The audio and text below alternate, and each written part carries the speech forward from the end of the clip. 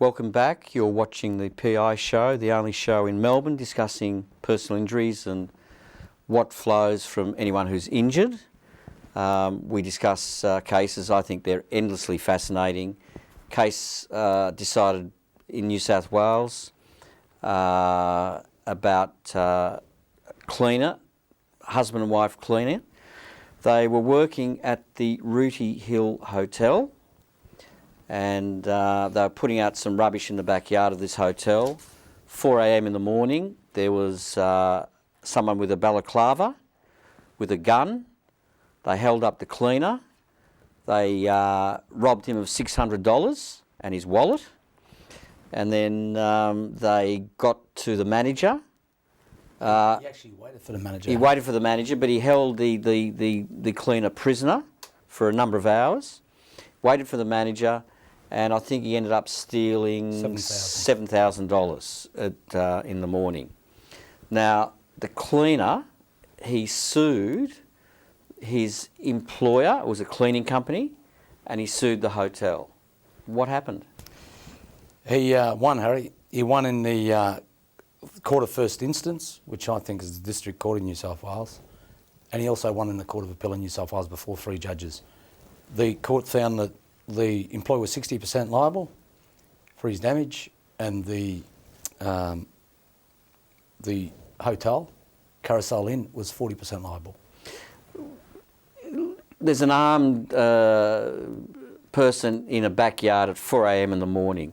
What could the hotel or the cleaning company do about any of that? I mean, isn't it absurd?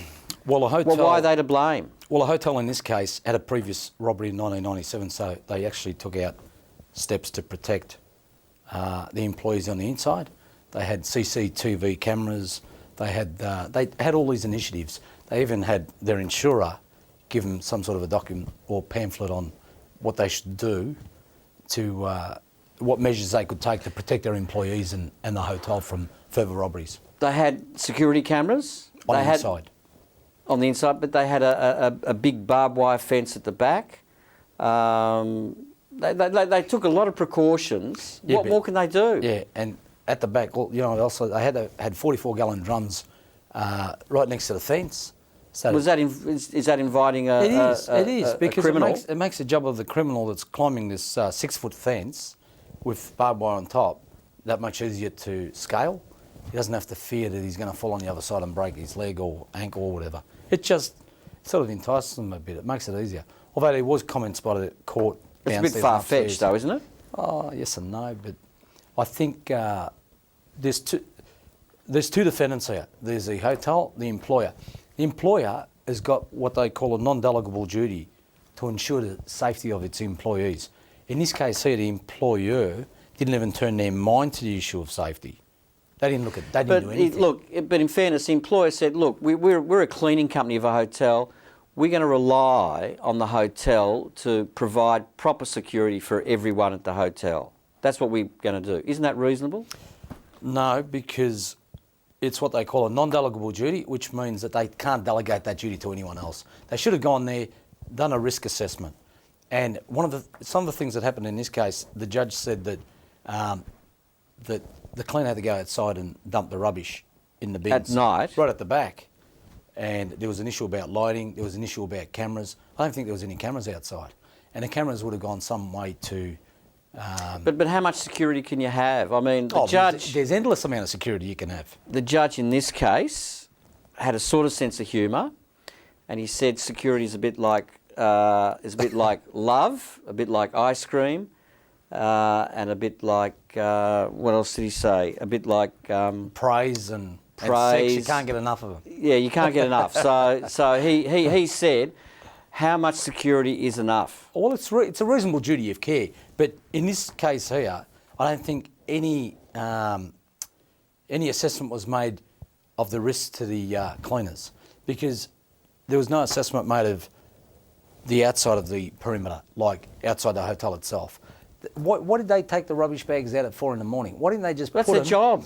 Yeah, but they should have That's their job. They should have put them behind the door and not wandered outside. And then when the light come up or when other employees came in or the manager come in, they could go and dump these 2 bags of rubbish. I don't know how much rubbish there was, but it doesn't sound like there was a lot. So in effect, they've left the back door open. And that's when the bandit came in, the guy with the balaclava. But it wouldn't have taken much to come up with that. It wasn't no harebrained scheme to actually collect the garbage, leave it inside, and take it out when it's light. But isn't that looking backwards? I mean, No. It's been held up. It carries a large amount of cash. This is the Rooty Hill Hotel. Yep. I think there was $80,000 on a weekends. Yep. On weekends. Well, it had poker machines. Yeah. It had poker and machines. it was probably common knowledge that there was a lot of money on the premises. A lot of cash. Yep. So they took some measures, but the court held not enough. Nothing to protect the cleaners. They took some measures to protect all the hotel employees, the manager, who eventually he was held up. And what's interesting also here, Harry, is the fact that usually the courts don't look after people that are attacked by third parties, criminals.